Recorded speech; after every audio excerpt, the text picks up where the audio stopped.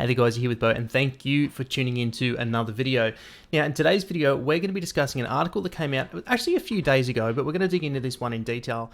And the article here was Bitcoin's ability to go mainstream is thin, says Australia's central bank. Now this is going to be a really interesting one for us to cover. We're going to go through this in detail, and we're going to go through the exact report, some of the findings in the report the Reserve Bank put out around Bitcoin and cryptocurrencies, and we're really going to dissect it, because it's extremely interesting to understand Australia's central bank's position on Bitcoin and crypto, but I'm also going to give you a lot of examples as to some things that have happened in the past that were really directed by or were involved by the Reserve Bank of Australia, and why Bitcoin is a natural threat to the Reserve Bank and every other central bank in the world. So guys, stick around. Thank you for tuning in, and let's get into the video.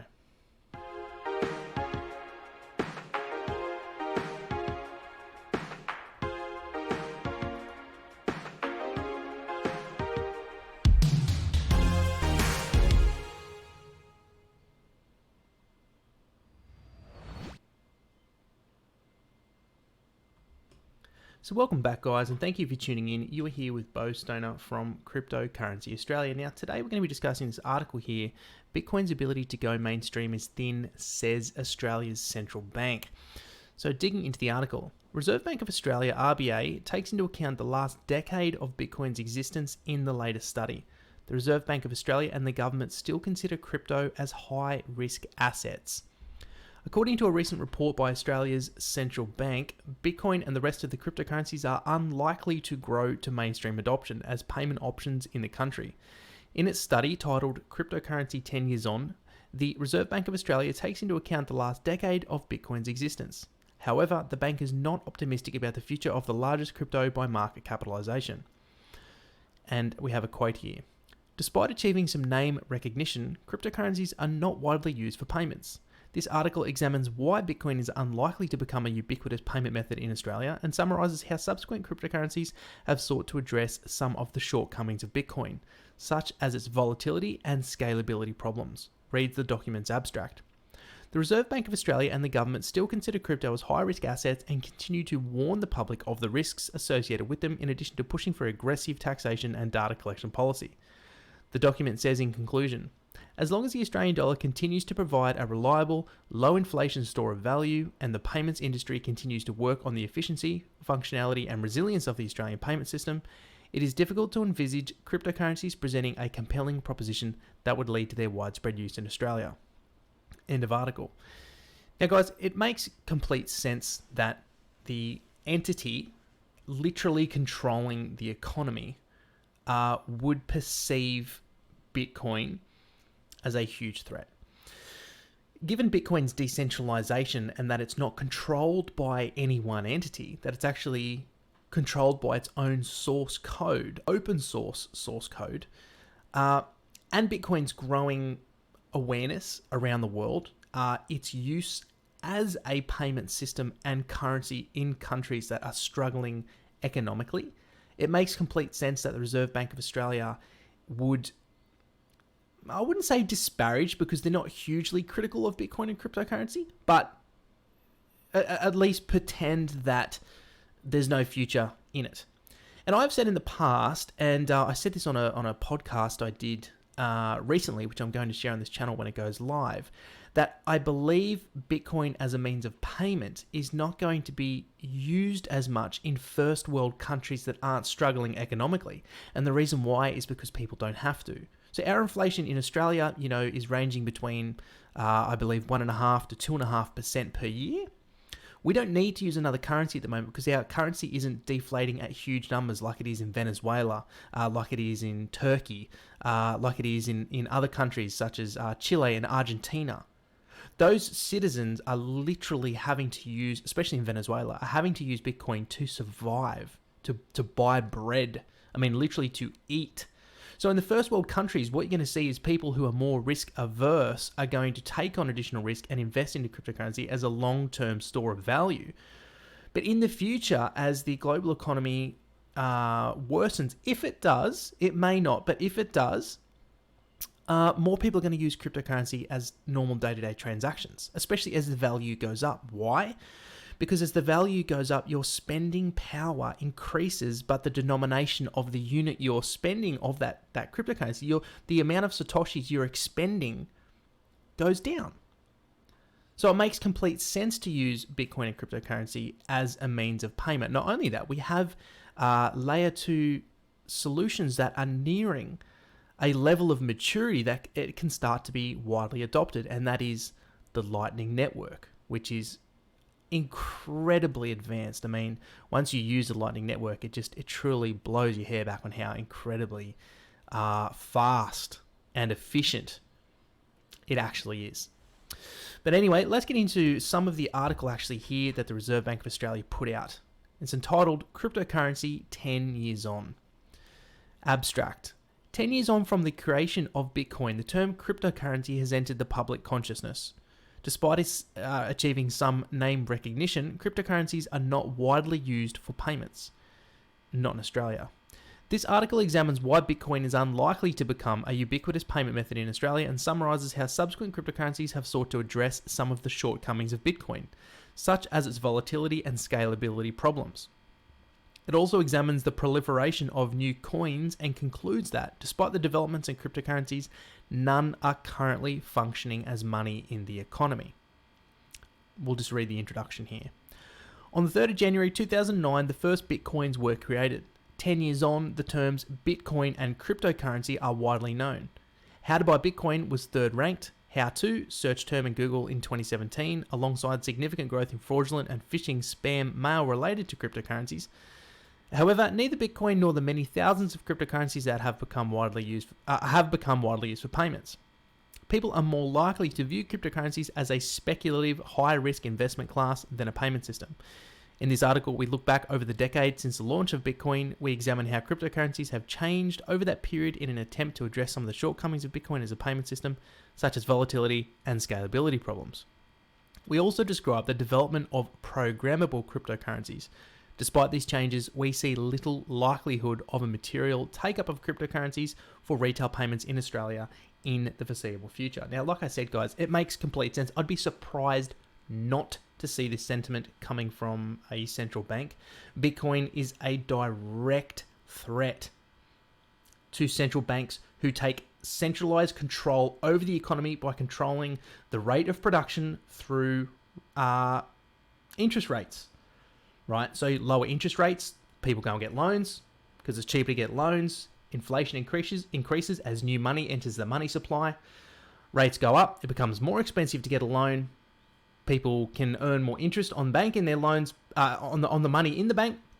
But this is how, essentially, at a very high level, the Keynesian economic system works and how it's controlled by central banks. And this is why Bitcoin poses such a threat, because it's based on Austrian economics, but no one controls it. It's literally the people who go and buy it and use it are the ones who dictate the success of this system.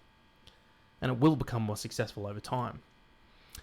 We can also see similar things from the Indian central bank, the RBI, who, we see this legislation coming out,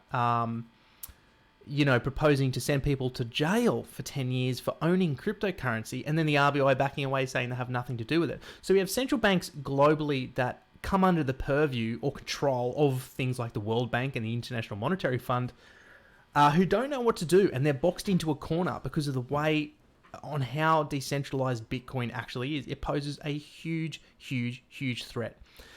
But where some truth lies in what they say is the reason Bitcoin isn't used in countries like Australia for day-to-day transactions. Remember, there's a distinguishment between people who buy and hold Bitcoin and cryptocurrency and those that are spending it. Some may do both, some may do one or the other. In first world countries, there's no need for people to spend it. They'll buy it and hold it for the appreciation as an investment. But one day, as Bitcoin payments become more and more merchants adopt it and the Lightning Network grows in proliferation, it makes sense for people to use it as an alternative currency because the Satoshis go down, the spending power is going up all the time.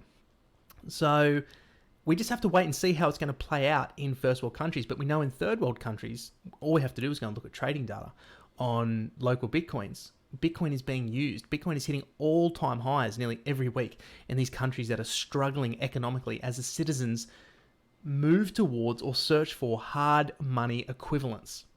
It's extremely interesting. But anyway, let's get into some examples of some things that's happened in the past in relation to central banks, both in Australia and globally. And here's one that I'm excited to share because this was the last blog that I wrote on our website. So let's just read through the section here. History of state intervention of assets. Despite what many might think, governments have a history of interfering with the monetary assets of citizens. Moreover, assets have been seized or made illegal across various nations and objectives, with some startling historical precedents that should have us all concerned. In 1993, the United States gold surrender. On April 5th, 1933, Executive Order 6102 was signed into law by then President Franklin D. Roosevelt.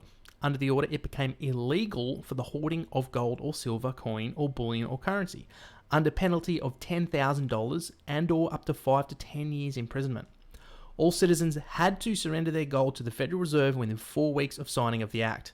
In return for their gold, citizens were given $20.67 per troy ounce. The holding of gold, unless it was in coins up to the value of $100, remained illegal until December 31st, 1974, a full 41 years later. 1959, Australian limitation of ownership, sale and purchase of gold. Now, mind you, when I did the research for this was very hard to find. Very hard to find. I mean, it took me hours upon hours upon hours to find the information in relation to what happened in Australia's past. Now, I don't know if that's intentional or not, but all I know is it was very, very difficult. Australia's Banking Act 1959 was passed into law by then Robert Menzies in Liberal government. Under this act, the private ownership, sale and purchase of gold became a criminal offence, unless it was to the Reserve Bank or a person authorised by the Reserve Bank. Unless the gold was used for a person's profession, such as a jeweller, the gold had to be delivered to the Reserve Bank within 1 month of possession. The rate paid by the bank for the gold was fixed and determined by the Reserve Bank itself. Think about that for a second.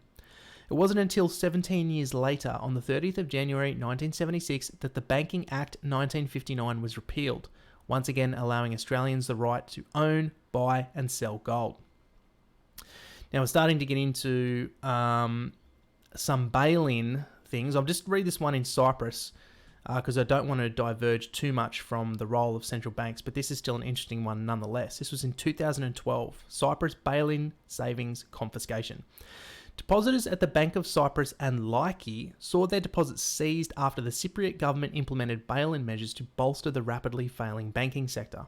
Those holding greater than 100,000 euros at the Bank of Cyprus had 47.5% of their savings seized. Prior to the seizure, the Cypriot government put in place restrictions of withdrawals and transfer for all banks to stop a bank run prior to the seizures. Lucky depositors at the Bank of Cyprus, many of whom were Russian, were given shares at the bank in return. These depositors also included pension funds for employees of state-owned companies, followed by private individuals. Depositors at Laiki were not so lucky, as the account holders received nothing in return for their savings being seized. A European court even dismissed compensation claims brought by 51 of these depositors in 2018. So pretty incredible stuff, guys, that has happened in the past in relation to other forms of money, specifically being gold. Central banks didn't want people using gold, so they made it illegal. It's as simple as that. They made it illegal to own and use gold because gold was a threat to controlling fiat currency. That was part of the plan, was remove control for people to use other things, but they can't do. It's very difficult to do that with Bitcoin. Very, very, very difficult. So if you guys are interested in reading more of this blog, there'll be always links down in the description, so you're going to find it there.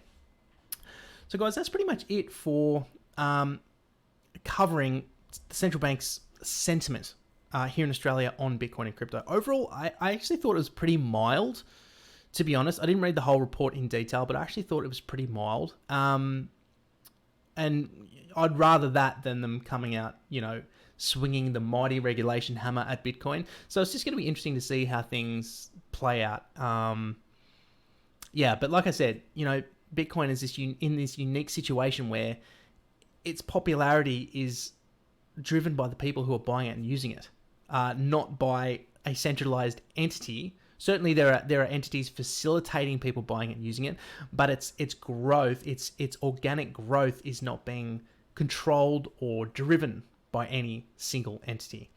So it's extremely interesting. But anyway, guys, that's it for the video. I hope you enjoyed it today. If you did, the likes are always really appreciate it. If you haven't subscribed, make sure to do so by pressing the subscribe button down just below this video, or at the end of this video, you'll see a Cryptocurrency Australia icon you can click. Leave me a comment. Tell me what you thought. Do you have other sentiments? Do you have any other thoughts and opinions on the Reserve Bank's comments? Really interested in hearing that. Just want to say thanks again for watching, guys. I appreciate your time. My name's Bo, and I'll see you in the next one.